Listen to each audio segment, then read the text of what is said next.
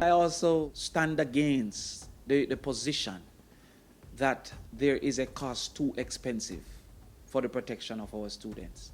I can tell you, if you ask me what am I willing to give up, I'm willing to give up an arm, a leg. I'm willing to give up my life if I can ensure the protection of my child and the children of this country. So we have a budget of $800 billion. What is an additional $1 billion?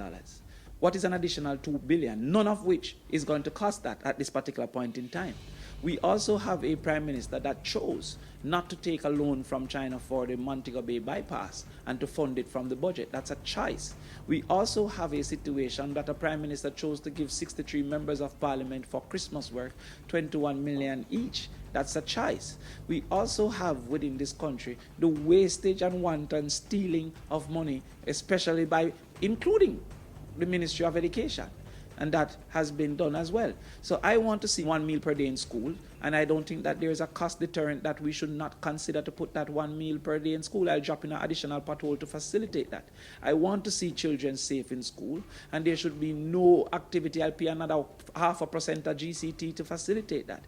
I know that the political benefit of no new taxes is what has propagated the government's continued query of what is the cost, what is the cost. What is the cost to a parent of a child that went to school and died before they returned? What is the cost to a child who avoids school because they're being bullied?